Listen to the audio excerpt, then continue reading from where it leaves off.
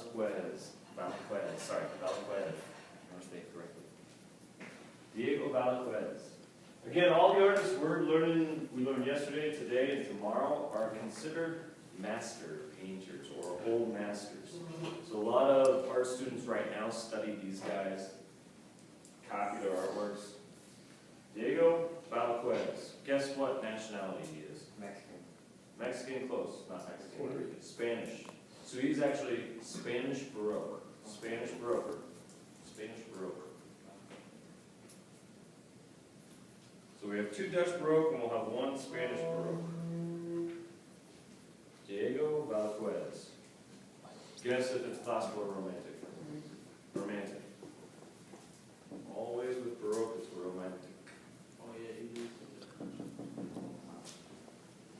Alright, here we go. He started painting people. He worked in Spain. He very much worked his way up to where finally he painted the king, King Louis IV, I believe. He painted people within the royal court, so he was very much a portrait painter as well. You can see the dramatic lighting in here. He then went to, this is called a double portrait. So you not only see the backside, but the front face as well. Very absolutely beautiful piece in person. He realized he was working, and then all of a sudden Peter Paul Rubens, who we talked about, came and visited him and said, hey dude, you should come to Rome and look at this stuff. The Renaissance, all that stuff, just come and look at it. So he traveled with Rubens over to Rome, also realized, holy cow, I have a ton to learn. He started doing that and he started creating pieces like this. Very, very much helped him. But once he painted the king said, okay, no one else can paint me but this guy, Velaquez. So he was appointed the royal court painter for Spain. And that's actually what you're going to write down. He was very known for, he painted for the Spanish royal court. He painted for the Spanish royal court.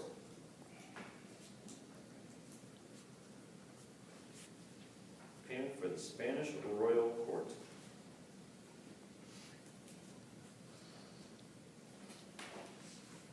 So he would paint scenes, he would paint victories, he would paint historical pieces.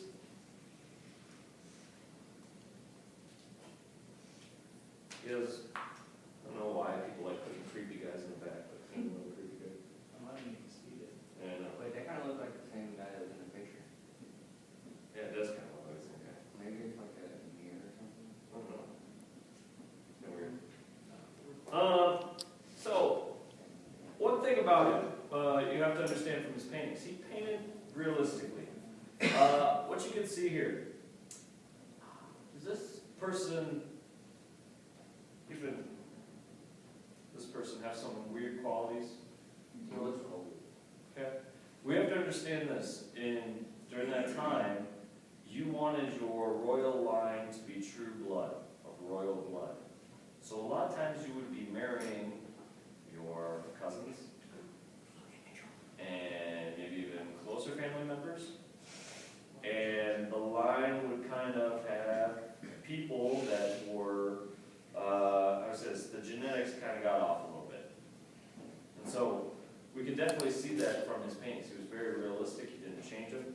But we see that here definitely taking effect. And kind of led to some of the kings that, I don't know, didn't really mentally understand what they were doing and led them into battles and killed a bunch of people. I won't get into that, but we can definitely see that there. Look at this, a baby on a horse. Isn't that awesome? It's one of my favorite little paintings. I want to print it off and put it like on a frame. Anyway. Does anyone recognize this? It's kind of like the one we saw at the art center. Oh, it is that one. Okay. That's that one I was asking that old. Yeah. This is, if you can remember, there was a piece by Francis Bacon. Yeah. This piece right here is called Pope Innocent X. Pope Innocent X. And they put it with an X. When he painted this, painted the Pope and the people around it didn't like it because it was so realistic. They didn't like it because it showed every single wrinkle, every single vein, every single detail in the shirt. I don't even have the greatest image of it. But became one of the most famous portraits ever. Then comes another artist who's like, I'm going to study it. But he was very, very much more abstract.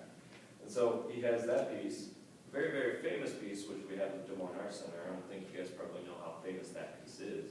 Kind of set this guy, Francis Bacon, propelled him to the top of the art world at that time. But it was based off of this image, which that's a nicer image of it. A lot of other artists have copied this just sitting there type of deal.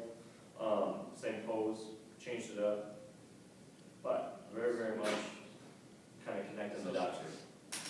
What's that? Which one is this artist? This artist did the original.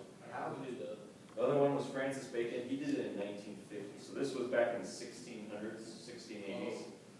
And he copied it about 300 years later. How do you do that? Do that? Yeah. He basically painted, and he probably had some type of tapes or sometimes they put layers down, and when you paint it, it leaves streaks.